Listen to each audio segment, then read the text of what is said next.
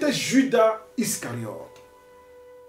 Mais Judas était un loup déguisé en brebis.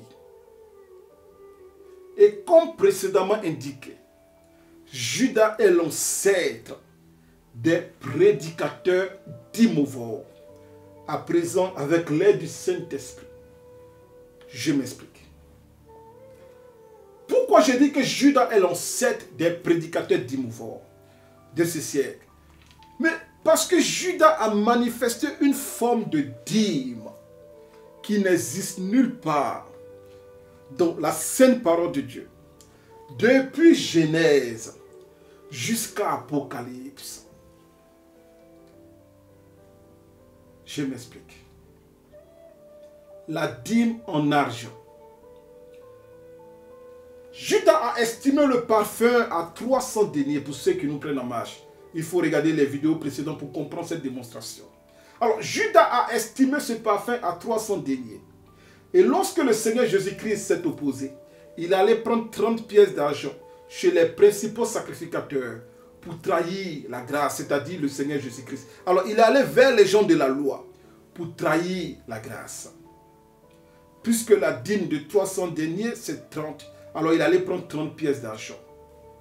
Démonstration qui a été faite précédemment. À la lumière de Jean chapitre 12, verset 1 à 8, si ma mémoire est bonne. La dîme en argent. Lorsqu'il vient en Matthieu chapitre 26, verset 15, et il dit: que voulez-vous me donner et je vous le livrerai? Et plus loin, la Bible dit, mais ils lui payèrent. Ils ont payé la dîme. Ils n'ont pas donné. La Bible dit les principaux sacrificateurs qui normalement perçoivent la dîme et ne la payent jamais. Cette fois-ci, ils ont payé la dîme à Judas, le fils de la perdition. 30 pièces d'argent, qui est le 10e des 300 deniers. Alors, ce passage biblique met ici en exergue la différence entre la libéralité en nature et la dîme en argent. Mais pourquoi? Parce que lorsque tu lis le verset 3 de Jean chapitre 12, la Bible dit: Marie a pris un parfum de nard. Elle a pris un parfum de nard, pur et de grand prix. Et elle a oint les pieds du Seigneur Jésus-Christ.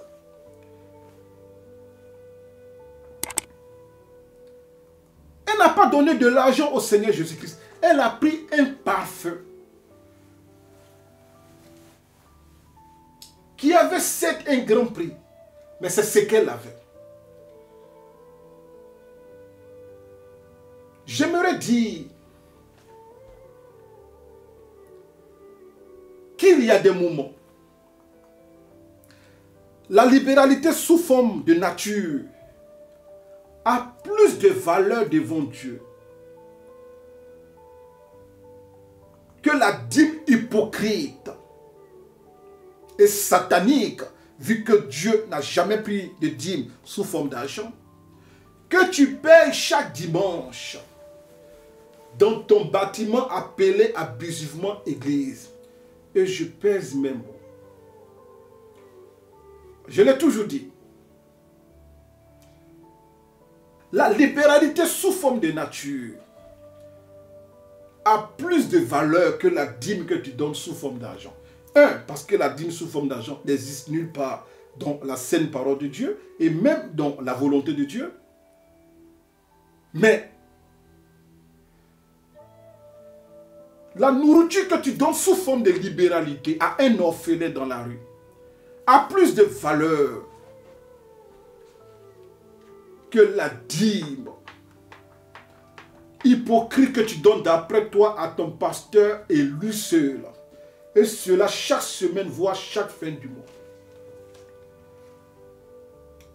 Un sac de riz sous forme de libéralité chez une veuve a plus de valeur que les billets de banque que tu donnes sous forme de dîme hypocrite à ton prédicateur dit mauvais.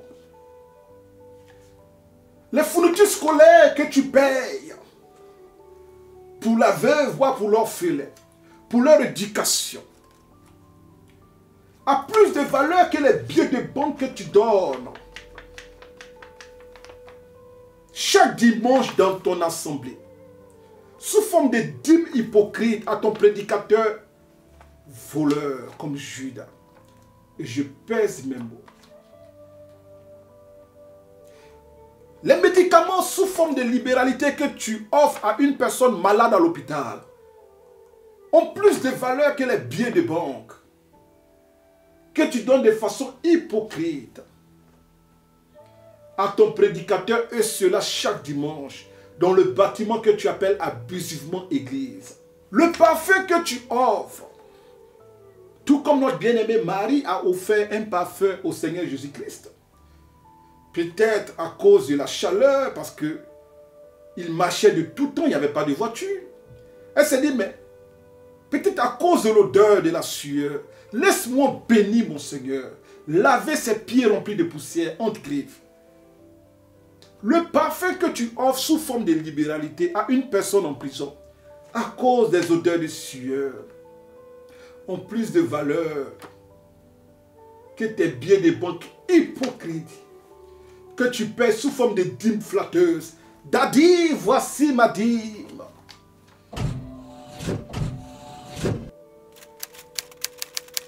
Et comme précédemment indiqué, rassurez-vous bien-aimés de Dieu, cela n'est pas de l'argent.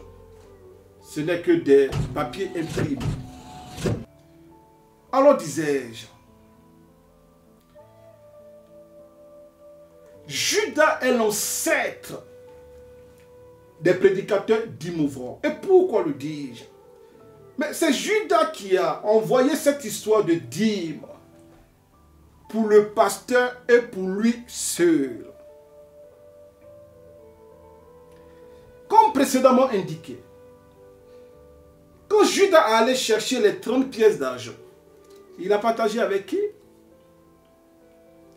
Il allait même secrètement pour dire, mais qu'est-ce que vous allez me donner pour que je vous livre ce monsieur-là?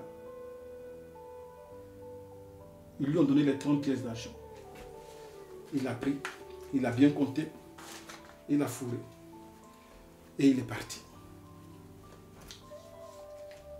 Il a partagé avec qui? Judas était-il allé donner cela aux pauvres, pour lesquels d'après lui il s'inquiétait? Judas était-il allé voir Pierre pour dire, Pierre, 30 pièces d'argent, tu fais un peu. Matthieu, viens. Judas a pris une dîme égoïste. Tandis que Marie, dans sa bonne volonté, a voulu bénir tout le corps de Christ. Et comme précédemment enseigné, en Marc chapitre 14, verset 3, elle a d'abord oint la tête du Seigneur Jésus-Christ. Et plus tard, en Jean chapitre 12, verset 3, si ma mémoire est bonne, elle a ensuite oint les pieds du Seigneur Jésus-Christ. Elle a béni tout le corps du Christ, c'est-à-dire depuis le pasteur jusqu'au plus petit de l'assemblée. Le parfum a pris partout. Tout le monde a bénéficié de cette libéralité. Tout le monde a senti ce parfum. Et tout ce qui allait se frotter au Seigneur allait sentir ce parfum. Elle a préféré bénir tout le monde. Mais elle n'a pas appelé Pierre de côté pour dire, mais tu as le parfum. Et il faut prier pour moi. Daddy. Tu ne connais pas ton papa? Tu ne connais pas ton papa? Même si tu ne connais pas ton papa terrestre, sache que ton Père unique, seul et véritable, est l'Éternel notre Dieu. Voilà pourquoi il te dit en Matthieu chapitre 23 verset 9, n'appelez personne sur la terre votre Père, car un seul est votre Père, celui qui est dans les cieux. Les prédicateurs d'Imouvron, dont l'ancêtre est Judas, quand ils prennent la dîme, ils la partagent avec qui? Parce que même la dîme sous Moïse était pratiquée et partagée avec le lévite, la veuve, l'orphelin et l'étranger, et cela à la lumière de Deutéronome chapitre 14, verset 9. Alors vos prédicateurs d'Imovo, quand ils prennent la dîme, ils la partagent avec qui? Sont-ils les seuls qui sont dans les besoins et cela dans la maison de Dieu? Sont-ils les seuls pour qui Christ est mort à la croix? Lequel de vos prédicateurs d'Imovo applique, comme précédemment indiqué, Actes chapitre 4, versets 33 à 35.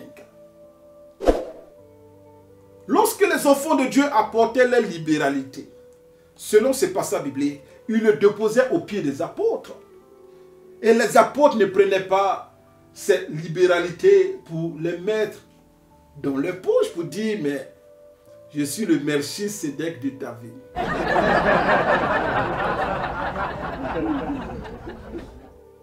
Tu es venu donner dans la maison du trésor. La maison du trésor. La poche. Les disciples de Judas. Du disciple de Mammon. Matthieu 6, 24.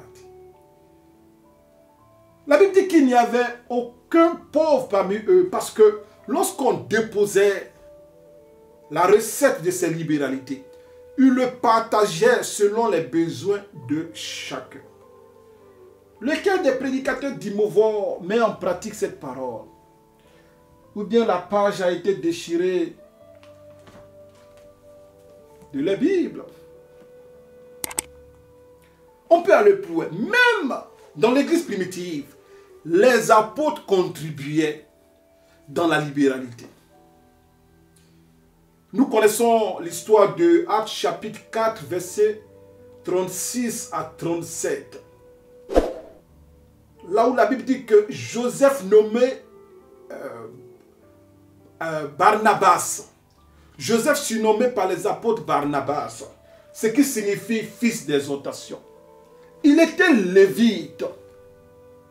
Joseph était lévite. Actes chapitre 4, 36 à 37. Joseph était non seulement apôtre, il était lévite. N'est-ce pas que c'était les Lévites qui prélevaient la dîme et cela depuis Moïse? Mais qu'est-ce que Joseph a fait? La Bible dit, au verset 37, mais Joseph a vendu un champ qu'il possédait. Mais est-ce qu'il a dit, comme je suis lévite, bon, j'ai vendu mon champ.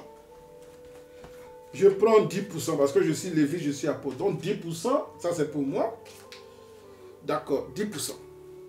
Maintenant, je vais déposer le reste au pied des apôtres. Non. La Bible dit, Joseph a pris la recette du champ. Et on peut voir même déjà ici que la loi était abolie. Parce que comment un lévite pouvait maintenant avoir accès à un champ? Vu qu'il n'avait pas part d'héritage, et cela depuis la loi de Moïse. Mais en Christ, un lévite maintenant a un champ. La liberté en Christ. Alors, il prend l'argent, il le dépose aux pieds de ses collègues apôtres. Et comme précédemment indiqué à la lumière de Actes chapitre 4, 34 à 35. Mais l'argent de cet apôtre-là sera distribué selon les besoins de chacun. Donc non seulement les apôtres contribuaient, ils ne prenaient pas de dîmes, mais la contribution même de l'apôtre était partagée. Lequel de vos prédicateurs là même donne la dîme de la dîme? Quand ils prennent l'argent de la dîme, eux-mêmes ils payent la dîme à qui? Dîme de fraude et de fraudeurs et de voleurs. Qui était Judas l'Iscariote? Judas Iscariote était, comme précédemment indiqué, probablement de la tribu de Judas. Comme l'indique son nom Iscariote, qui est hébreu de Ishkariote, qui veut dire homme de Kyrio, alors que Kyrio est une ville de la Judée. Et cela depuis Josué chapitre 15, verset 25. Alors, Judas est probablement de la tribu de Judas. Mais depuis quand la tribu de Judas peut prélever la dîme? quand Judas allait prendre 30 pièces d'argent qui est la dîme des 300 deniers, est-ce qu'il était lévite? Il va lui-même chez les lévites, les principaux sacrificateurs, pour aller prendre la dîme. Alors que lui, il est de la tribu de Judas. Mais c'est comme dans le siècle présent, mais les Camerounais prennent la dîme. Les Congolais,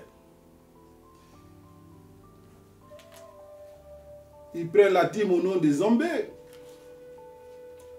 Ah, les Ivoiriens, on n'en parle pas. Oh, trop de Melchisedec en Côte d'Ivoire. Les Nigérians, ils prennent la dîme. Les Nigérians de la tribu de Juda, en passant par Lévite et Aaron. La dîme mensuelle aussi, par exemple. Voilà pourquoi je dis que Judas est l'ancêtre des prédicateurs dîmovores. Mais la dîme était payée chaque année. Et cela à la lumière de Deutéronome chapitre 14, versets 22 à 27. En complémentarité avec Nombre 18, 21 à 24. Donc la dîme était payée chaque année. Donc si les 300 deniers étaient comme le salaire annuel, ça allait être au moins correct qu'il prenne les 300 deniers. Mais quand il va prendre les 30 pièces d'argent, cela revient à un salaire mensuel. Donc Judas a pratiqué une forme de dîme mensuelle. J'espère qu'on se comprend. 300 deniers auxquels il voulait vendre le parfum de Marie à une valeur d'un salaire annuel de leur temps. Mais il allait vers les principaux sacrificateurs pour prendre cette fois-ci 30 deniers, vu que dans le mois, il y a à peu près 30 à 31 jours. Donc, il a pris à peu près une dîme mensuelle. Alors que la dîme était payée chaque année, comme précédemment indiqué, Deutéronome 14, 22 à 27, en complémentarité avec Nombre chapitre 18, 21 à 24. Mais plus loin, il y avait aussi la dîme de la 3e année, à la lumière de Deutéronome 14, 28 à 29, en complémentarité avec Deutéronome 26, 12. Mais, parmi les prédicateurs dîmovores, la dîme qu'ils prennent chaque semaine et chaque mois, où est le passage biblique qui justifie cela? On prend la dîme pas selon Moïse, mais selon Abraham. Il n'y a pas de problème, on a compris. La dîme que vous pratiquez là, où est le passage biblique qui justifie cela?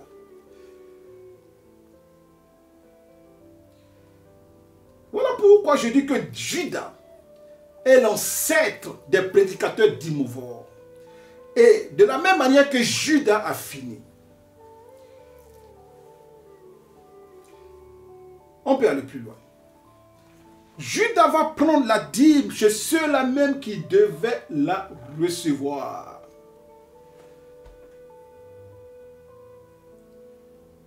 Mais les principaux sacrificateurs ne payaient aucune dîme en Israël. Mais Judas a laissé les 300 deniers pour aller prendre 10% qui est les 30 pièces d'argent chez les principaux sacrificateurs. Du jamais vu en Israël. C'est-à-dire ceux qui devaient percevoir la dîme sont ceux-là qui payent la dîme à Judas. Mais voilà pourquoi il n'a jamais utilisé cet argent. Il a laissé pondre. Comme dans le siècle présent. L'orphelin paye la dîme à Dadi. Qui est Dadi? Le pasteur dîmovore, le voleur. Je pèse mes mots. La veuve paye la dîme à son éminence. Qui est son éminence? Un autre fraudeur religieux. Le pauvre paye la dîme au bishop. Ou bien dirais-je archibishop, peut-être qu'il va se fâcher si je l'appelle seulement bishop. Au patriarche, au révérend. Tous dans un sac des disciples de Judas. On peut aller plus loin. Bien-aimé de Dieu, je commence à être un peu agacé par cette affaire de dîme. Et les avertir est un signe d'amour. Mais ils voient cela comme une opposition, voire une rivalité. Mais tout comme Judas a fini. Voilà pourquoi disais-je tantôt que Judas a été appelé exprès dans le ministère de notre Seigneur Jésus-Christ de Nazareth, pour non seulement servir d'exemple aux prédicateurs cupides, mais aussi aux prédicateurs dits mauvais. Car le jour où le Seigneur Jésus-Christ, c'est un passage que je lisais comme ça. Oui, Judas a trahi le Seigneur Jésus-Christ, on lui a donné 30 pièces d'argent. Mais je n'avais jamais fait le rapprochement entre les 30 pièces d'argent et le vêtement du parfum de nard et des 300 deniers. Mais lorsque le Saint-Esprit, dans sa grâce infinie, gloire à toi, Esprit de Dieu, m'explique dans les détails comment Judas est allé vendre le Seigneur Jésus-Christ. Pas seulement à cause de l'argent, mais à cause de 10% des 300 deniers qu'il a ratés avec le parfum de nard. Je comprends aisément que Judas a été appelé exprès dans le ministère pour avertir non seulement les pasteurs cupides, mais les prédicateurs dits mauvais. Qui était Judas?